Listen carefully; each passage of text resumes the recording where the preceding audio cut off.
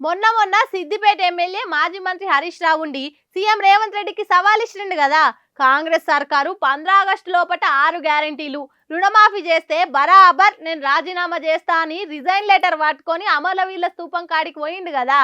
ఇక ఇవాళ కేటీఆర్ బీజేపీల మీద గరమై రాజీనామా ముచ్చట ముంగటేసుకుంటూ గిట్లా ఎలక్షన్ ప్రచారాలేమో గాని పార్టీలతో సంబంధం లేకుండా సవాళ్లు కౌంటర్లు కామెంట్లతోని వార్తలలో ఉంటున్నారు లీడర్లు. ఓట్ల తారీఖు దగ్గర పడుతుంటే ఇంత డోస్ పెంచుకుంటా రాజీనామాల ఛాలెంజ్లు కూడా రయ్య సురుతున్నారు. మొన్న హరీష్ రావు రేవంత్ రెడ్డికి రాజీనామా సవాల్ చేస్తే ఇవాళ కేటీఆర్ బీజేపీలకు సవాల్ చేసిండు. ఈ 10 ఏళ్లలో బీజేపీ 30 లక్షల కోట్లు దోసుకుంది. అందులో 14 లక్షల కోట్లు వాళ్ళ దోస్తులు ఆదాని అంబానీలకు రుణమాఫీ చేసిర్రు. నేను చెప్పింది గిట్ల తప్పు అని కిషన్ రెడ్డిని గాని బండి సంజయ్ని గాని బీజేపీలు ఎవ్వరైనా గాని నిరూపిస్తే రేపు తెల్లారే వరకల తెలంగాణ తల్లి బొమ్మ కాడ రాజీనామా చేసి బీజేపీ లీడర్ల మొఖాన కొడతాను గరమైండు.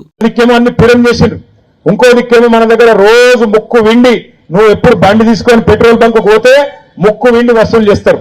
చేసి 30 లక్షల కోట్లు వసూలు చేసిండు నరేంద్ర మోడీ.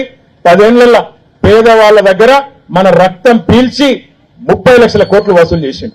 ఆ 30 లక్షల కోట్లతో ఏం చేసిండంటే వాళ్ళ పెద్ద దోస్తులు అదానీలు అంబానీలు వాళ్లకు 14.5 లక్షల కోట్ల రుణమాఫీ చేసినాడు నరేంద్ర మోడీ.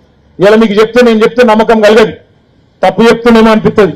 నేను ఇవాళ మీకు ఇక్కడ కొత్త బస్ స్టాండ్ చౌరస్తా కాడ నేను మీకు డిమాండ్ చేస్తున్నా, రిక్వెస్ట్ చేస్తున్నా.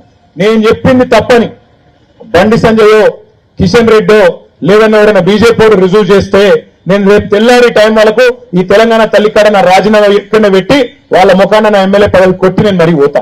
అమ్మో బీజేపీల మీద బానే బీపీ చూస్తున్నాడుగా కేటీఆర్. మరో దిక్కు బీజేపీ బీఆర్ఎస్ ఒకటి అని కాంగ్రెస్ వాళ్ళు కామెంట్లు చేస్తుండే. కవిత అరెస్ట్ అయినాక ఆ ముచ్చటను ముంగటేసుకుని గుస్సా అవుతున్నారు గులాబీ పార్టీలు. మేము బీజేపీ ఒకటే అయితే మరి కవితను ఎందుకు అరెస్ట్ చేస్తారు, ఈడీని అడ్డం పెట్టుకుని మోడీ ఎందుకు పగ చూపిస్తాడు అనుకుంటే లాజికులు తీస్తున్నారు. కావాలంటే చూడు రేపో ఎల్లుండో రేవంతే పోయి బీజేపీలో చేరుతాడు.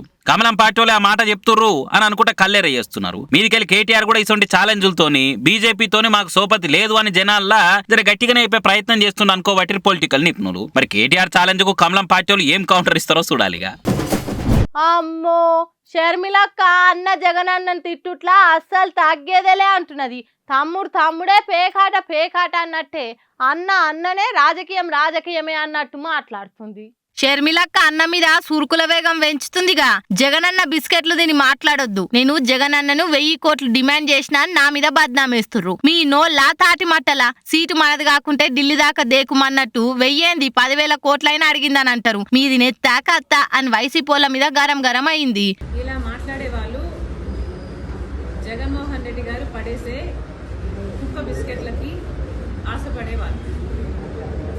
ముందు నా గురించి మాట్లాడక ముందు మీకెంత డబ్బులు అందుతున్నాయో ముందు అదొకసారి ఆలోచన చేయండి, ప్రజల ముందు పెట్టండి.